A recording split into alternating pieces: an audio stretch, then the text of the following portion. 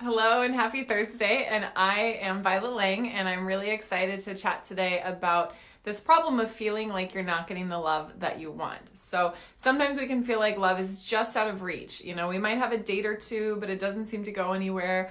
Or we might actually be in a relationship, but we're not getting the depth of love that we're craving.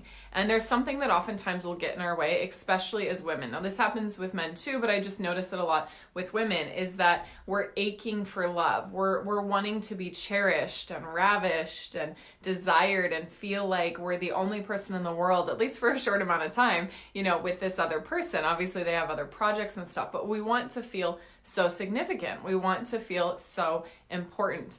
But the thing that gets in our way is our desire to be liked. We're running around oftentimes just wanting to be liked, just wanting to be accepted. And this is a deep primal need for safety and belonging and knowing that we're not going to get kicked out of the tribe. So it's something that's embedded in us from a very young age, but it shows up in our love life in really funny and kind of sneaky ways. Because what happens is when we're running around really wanting to be liked is that we forget who we authentically are. We're trying to fit into the other person's expectations. We're trying to look perfect. We're trying to match society's view of what a woman should be, or our family's view of what a woman should be, or our friends' view of that, instead of really making a claim for who we are and what we stand for. And so if you're having a hard time finding love, if it feels like it's just out of reach, if you want that deep, soulful, passionate love, but you're just feeling bored in your love life, it may be that you're just looking to be, to be nice. You're looking to be accepted. You're looking to be liked instead of really being authentically you and looking to be loved, because it just takes one, right? One deep, fulfilling, yummy partnership. But we so often just want to appeal to everyone. So we create a really bland online profile that just says really generic things, or we go on a date and we don't really ask that many deep questions because we're afraid to push the other person away, or we're just trying to fit in, or we hang out with our girlfriends and we just go along with whatever they're saying, like, oh, men suck, or online dating is hard, or it's just really hard in my city. All of those things that keep us from love because they keep us from taking responsibility for our love life, and I know how this feels because I've spent a lot of my life and I'm still struggling with wanting to be liked, right? We live in an era of wanting to be liked. That's what social media can oftentimes turn into. But this need to be liked and this need to feel safe and the liking can actually keep us from being authentically who we are and keep us from this great love that's out there. So if you just want like a cookie cutter, check the box sort of relationship that doesn't have a lot of depth or passion or spiritual growth or emotional connection, you can find that, right? Like if you're watching this video, it's not because you can't get into a relationship. You can get into a relationship in 2 seconds. It's that you have a standard, you have clarity about the sort of relationship, and you have a deep ache in your spirit to have that sort of amazing love. But it doesn't happen until we find and embody our amazing self and allow ourselves to actually not be liked. And again, I'm a people pleaser, a diehard people pleaser, and I'm still recovering from that.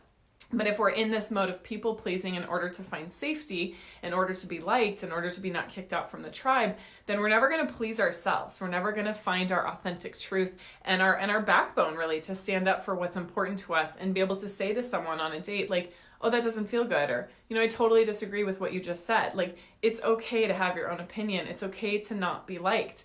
And I know that that's maybe fine for some of you. You're like, I've been disliked for my whole life.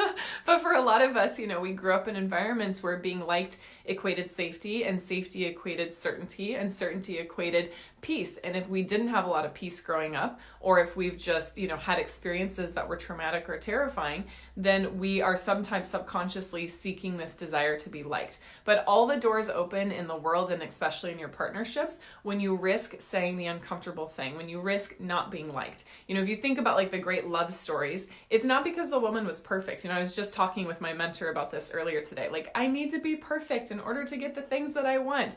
And it's actually not about being perfect. It's about being boldly and authentically yourself. And who gives us that permission? We give ourselves that permission, right? Ourselves and maybe God or whatever spiritual connection that we have. Like, that is our birthright to be our unique, beautiful, bold self and to not really give a shit if people like us. However, we've just been indoctrinated and we've created these patterns where we think that that's what we need and that means we're living a good life. But I'm realizing for myself, and of course in my partnerships and for the women that I work with, that living a good life is not necessarily about fitting in or being liked. It's about really being congruent with your values and your dreams and your desires, and actually having the courage to go after those. So if you have the courage to go after a great partnership, you're already, further ahead than just being in the sea of online profiles of people that all seem the same and look the same and act the same. Like, if you have the courage to actually show up as yourself, you're going to make an impact, and you're going to draw to you the same sort of person who's living their best, most creative, most courageous life. And so, what does that look like? Well, it looks like learning to self-soothe. It looks like being able to tend our own garden and nurture ourselves when we get triggered or when we have a vulnerability hangover, right? Brene Brown talks about that. It's like we do something vulnerable and then afterwards we feel kind of shaky.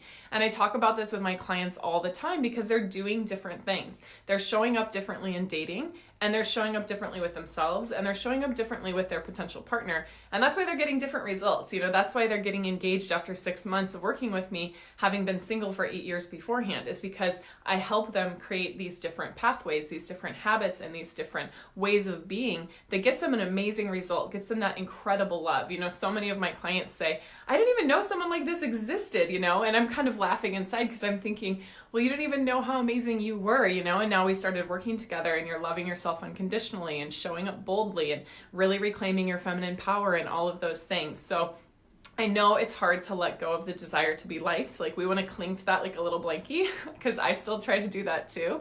But I just invite you to think about, what would it be like to be loved unconditionally? What would it be like to love myself in that way? And what would it be like to push my comfort zone a little bit with support? We need that self-soothing so we can get through the vulnerability hangover, but we also need the role modeling, from a mentor like me or someone else who's able to show you like, oh, this is actually how to speak your truth and not be a raging bitch. Although I've done that a few times before too, and that's okay.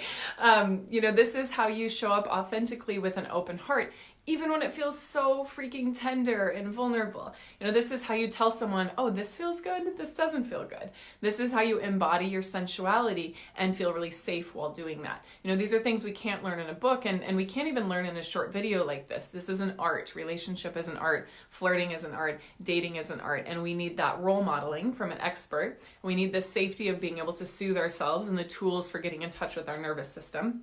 We also need the safety of the group. And you can, of course, want to feel that sense of belonging, but be careful about that sense of belonging. Is it just an, overarching, like, I need everyone to like me? Or am I consciously choosing to be a part of a group where the identity of the group and the culture of the group emulates the sort of identity that I'm creating for myself, and the values of the group are the same, of love, of sisterhood, of support, of encouragement, of laughter. Those are just some of the values that are really important to me. And of course, pleasure and feeling good in our feminine power.